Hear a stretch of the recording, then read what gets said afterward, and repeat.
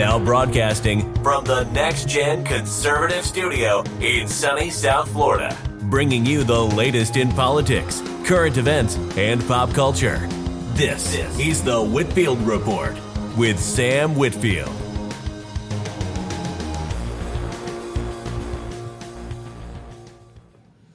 Hello everyone and welcome to the show. I hope you're all doing well wherever you are in the past, present, future hour. And I know I look kind of scruffy today. I've got the Andrew Breitbart unkempt beard going. But anyway, I hope this video slash podcast finds you all well. And today I want to address something that I haven't really discussed too much in the past on the show.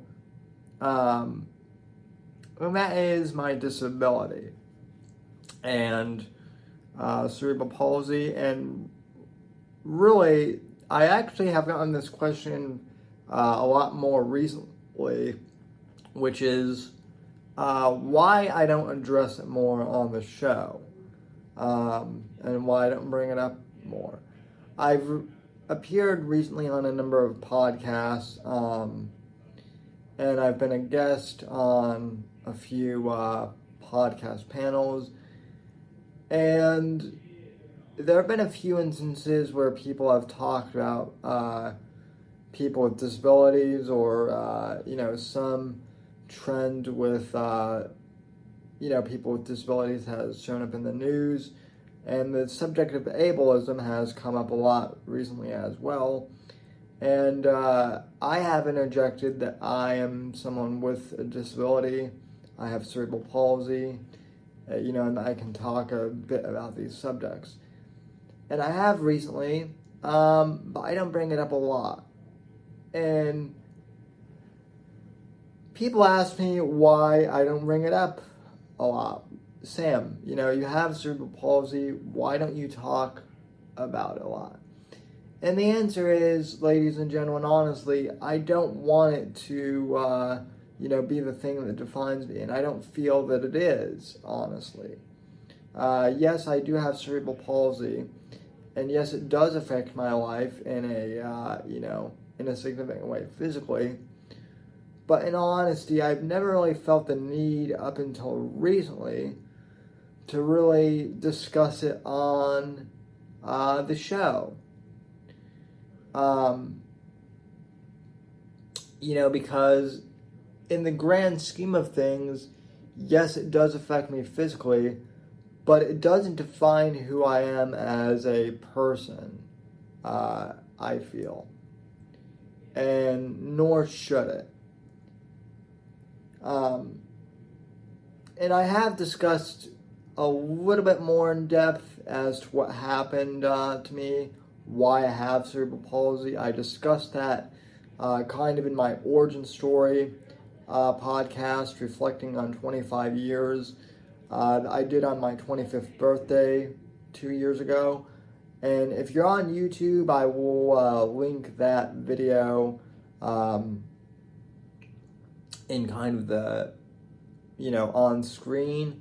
And if you're listening to this on Spotify, I will link the episode in the description for you guys as well. And I discussed kind of how I got cerebral palsy a lot more in that episode, so I don't want to rehash that whole thing in particular. But needless to say, yes, I do have cerebral palsy. Yes, it does affect my life. But I've never really discussed it because I don't feel it really defines who I am. When I started podcasting, because I was into politics and history when I was in high school. I was a nerd that way. And I'm a nerd in other aspects as well, as many of you guys know. I'm into comic books and, kind of different subcultures, rock and roll, all that sorts of stuff as well. But when I started podcasting, one of my initial goals was to eventually become a radio guy, become a talk radio host. Many of you guys know that Rush Limbaugh was one of my early influencers, and I wanted to be on the radio and host a radio show. And I talk a little bit about that, in the origin story. And, podcasting was a medium that really suited me because I could, I could basically set up a microphone and talk into it. I didn't have to, type anything out, since typing is a little bit difficult for me, to do physically. I was able to get creative and kind of develop a radio persona around that. And that was back in 2008. Since then, there's been dictation software, that has been developed that has gotten really good. In fact, now everyone has dictation built into their phones, their tablets, their laptops, whatever have you, and and that is mainly how I type things on the computer. I can type a little bit on the keyboard, but if I need to actually write something like a paper for college, or a report or what have you, a blog post, I mostly dictate things. But early on, I found podcasting to be a medium and kind of an entryway into radio. And then, as I explained, in past episodes, the ironic thing was around the time I turned 8. I started the podcast when I was 14. Which I know is a very young age to get into politics and whatnot. But hey, I like I said, I was kind of a working nerd that way. So I started I started my first initial podcast in 2008. By the time I turned 17, 18, what was ironic was talk radio started dying as a medium, and podcasting had kind of become the thing. And I'd gotten to the point where,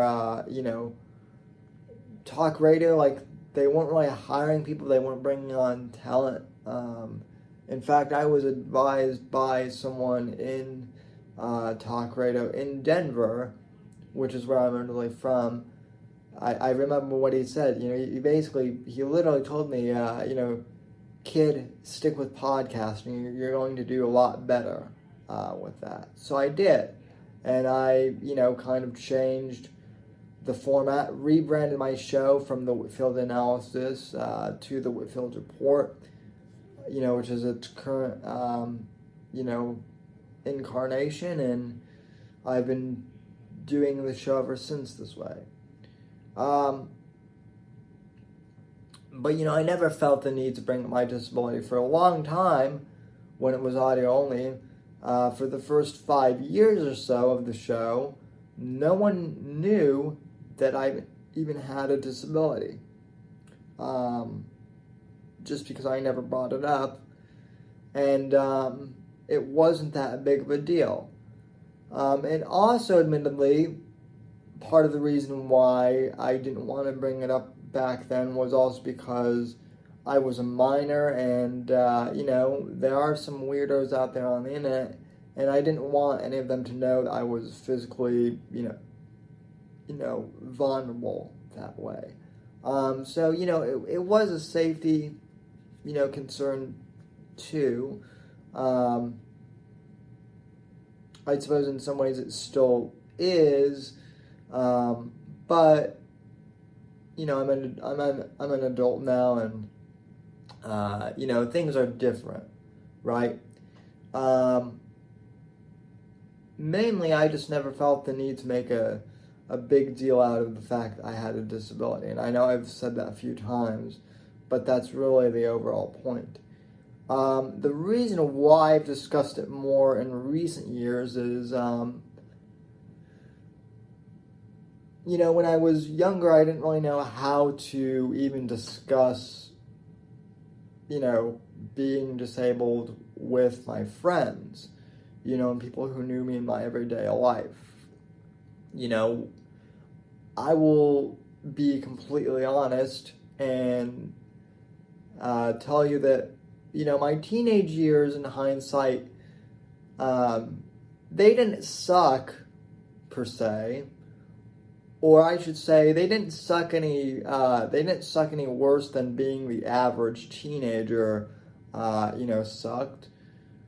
I went through all the ups and downs of puberty, that everyone goes through, trying to find out who I was, drama, junior high school shit, all that sort of stuff.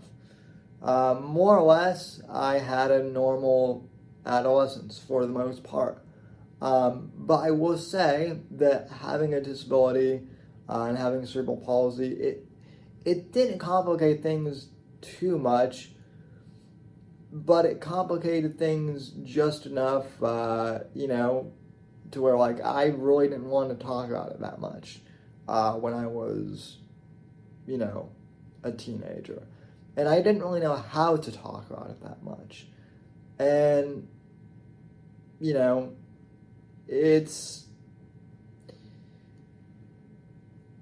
I was never really ashamed of the fact that I had cerebral palsy. It was just, things were changing, and it's hard enough for a teenager to really kind of express some things when they're going through all the normal stuff that teenagers go through, and then add on having a disability of any kind to that, and it just gets complicated. Teenagers aren't always the best at understanding things, and I will admit, I really didn't start dating, really until my senior of high school, just because girls felt awkward about dating a guy in a wheelchair, and I felt awkward about dating some of them, and I can't really blame them in hindsight, and I think now, as I've gotten older and they've gotten older as well, it's not such a thing. It's not such a big deal. One of the good things is, overall, I think there is a lot of people realize that other than me having a disability and being in a wheelchair, I'm pretty much a normal guy, a normal person, so to speak. I have interests. My life is steady. I'm just like everyone else, going through the day-to-day stuff that everyone else does, except for the fact that I'm in a wheelchair, right? The way I view myself is, rather than seeing myself as a guy who is in a wheelchair, I kind of define myself as a guy who, I consider myself a semi-professional content creator. I do this for a career, too, somewhat. So I'm a content creator. I have all these interests and hobbies. I have a personal life. I have friends, both online and in my personal life. And then I just happen to have cerebral palsy, right? It's not the defining, element of who I am, but it is a factor. Lately, and by lately I mean within the past 2 years, there has been a huge push by the, critical theory people, as Matt from Foulball Productions likes to call them. There's been a huge push by the critical theory people to make disabled people into a victim class, just like they do with, racial minorities, just like they do with women, just like they do with, gay people. They've attempted to make disabled people into a victim class. And they've been doing this for a while, but I've noticed within the past, 2 to 3 years, they've really kind of stepped it up a bit. They have disability awareness curriculum now in universities, which I think can be helpful, but some of it, from what I've seen, does get a little, a bit like critical race theory and a bit social justice-y for my taste. So, again, I don't want to really, make my identity into, hey, I'm a disabled guy. That's never been what I'm about. But I do kind of feel like, as a guy who has disabilities, that I can kind of, step in and kind of analyze some of this, critical theory stuff about disabilities and kind of weigh in and give my opinion on some of this stuff. Now, granted, when it comes to things like,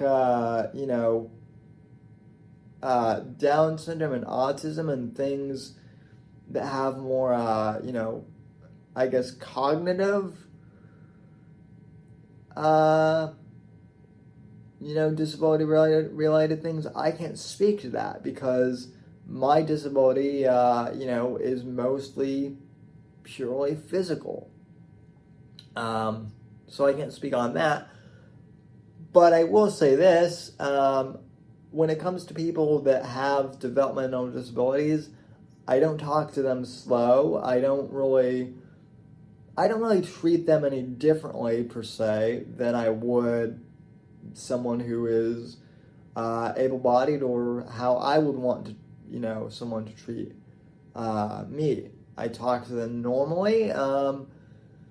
If they're being jovial and friendly, I'm jovial and friendly with them, and if they're being assholes, I'll call them out for it, right? I just try and treat everyone equally as much as I can. And granted, there are certain exceptions, to things like, trolls and whatnot, that will bring up my disability. That's the other thing. Trolls, people who are against me, people who like to attempt to bully me somewhat, they always, bring up my disability because they know it's a low-hanging fruit thing. And they think it bothers me. And they think they can bully me and upset me and get under my skin. And really all it does is be like, wow, you're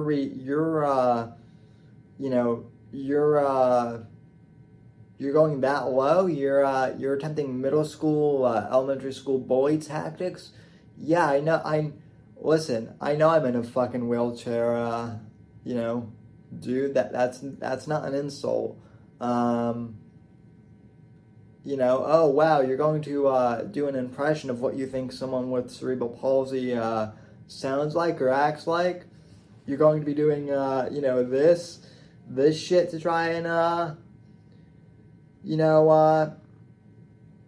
impersonate me, so to speak. Guess what? I can, I can mock you too. So, I don't take shit from anyone. I give shit back if they give it to me, and I just try to be jovial, and I try to be nice to everyone, but I don't take shit from people either. So, I guess that's just kind of my take on, being someone with a disability. And, I might dive into some of the critical disability theory stuff. I know Matt suggested I do that, so I might dissect that at some point. To be honest, I haven't looked too much into it. So part of me is curious as to what that stuff is all about, but then, like I said, I consider myself a normal guy, and so reading a lot of that stuff is cringy enough. And so I'll tell you what will make me, even more disabled is if I have to read that garbage, some of it. So, I am considering kind of deconstructing some of that critical theory stuff. I don't know if I'm going to do it, though, and I don't know how often I'm going to do it, just because I feel like it would be really cringe. But anyway, yeah, so I wanted to make this video just because I have received a lot of new subscribers, which I'm very thankful for. And I have, received some more questions about my disability. So I just figured I would kind of make this video to address some of the things that people have asked and people have brought up to me. So again, I want to thank everyone who continues to subscribe to both my YouTube channel and to my podcast, especially those of you who have subscribed on Spotify lately and the video podcast up there. You guys are awesome, and I really want to just thank everyone for supporting me and kind of in the podcasting community, for just being super, super supportive. You guys are awesome, and I really appreciate it. I hope you guys are doing well wherever you are in the past, present, future hour, and I will see you on the next episode. Thanks for listening to The Whitfield Report on the NGC Network. Please visit Sam's website at www.thesamwhitfield.com and support Sam on Patreon at patreon.com/Whitfield Report. Until next time, God bless, God save this great nation, and God, freedom, legacy, in that order.